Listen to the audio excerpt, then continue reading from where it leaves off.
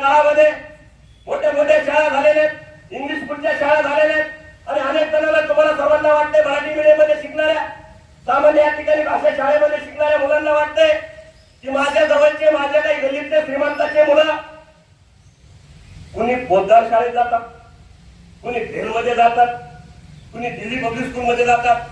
त्या ठिकाणी लाख लाख 5-5 लाख रुपयाचं वार्षिक डोनेशन त्यांचे पालक भरतात. मग 5-5 लाखाचं वार्षिक डोनेशन भरून मोठ्या मोठ्या शाळेमध्ये जाणारे अलीकडच्या काळामध्ये तर कोट्याला चालले पूर्ण कोट्यामध्ये तर आज गणित तुम्हाला वाटतंय की जवळपास 100-200 मुलं असतील कोटा.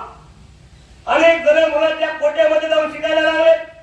अरे कोट्यात नाही तर जगाच्या किती उंच ठिकाणी जाऊन शिक्षण घेतलं तरी तुम्ही लई मोठे विद्वान होणार आहेत अशातला काही भाग नाही. तुम्ही आपल्या घरात तुम्ही आपल्या गावातही तुम्ही कितीही मोठं शिक्षण घेऊ शकतो.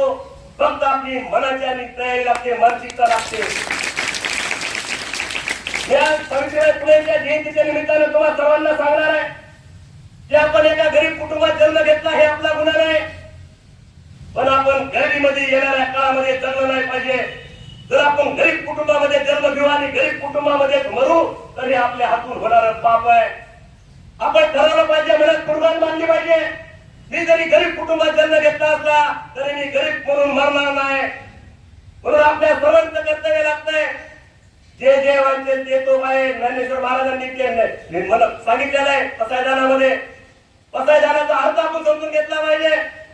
मी विषयांतर व्हायला मला या ठिकाणी वेगळ्या विषयावर बोलायचं आहे कारण माझ्याकडे एवढा अभ्यास मी कुठल्याही विषयावर बोलू शकतो. या ठिकाणी आपल्याला एवढंच मला सांगायचंय की आपण सर्वजणांनी की आपल्या घरामध्ये आपल्या परिसरामध्ये आपल्या मनामध्ये एक डोक्यामध्ये खुली कल्पना बसलेली.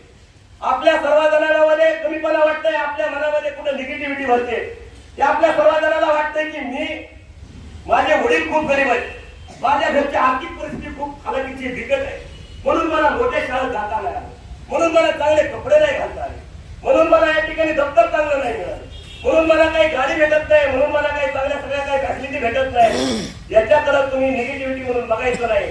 अरे हे आपल्याकडे नाही म्हणून तर आपल्याला मोठं व्हायचंय, म्हणून तर आपल्याला शिकायचंय. आपल्यावर शिकायची काय गरज आहे? जर आपल्याकडे धनसंपत्ती दौलत सगळं असेल तर कशाला शिकायचं?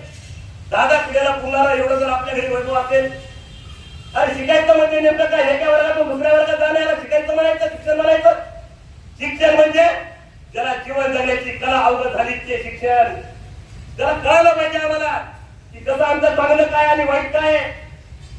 अरे जीवन जगण्याची कला ज्याला अवगत झाली त्याला म्हणायचं शिक्षण आणि ते शिक्षण या ठिकाणी एका वर्गातून दुसऱ्या वर्गात जाऊन होत नाही, तर ते कोट्याला जाऊन होत नाही, तर ते होत असतं अभ्यास करून आणि अभ्यास करण्यासाठी.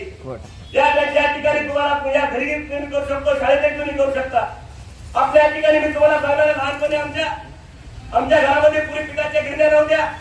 आमची आई घरामध्ये जाता असायचं जाता. आता तुम्हाला माहिती आहे का नाही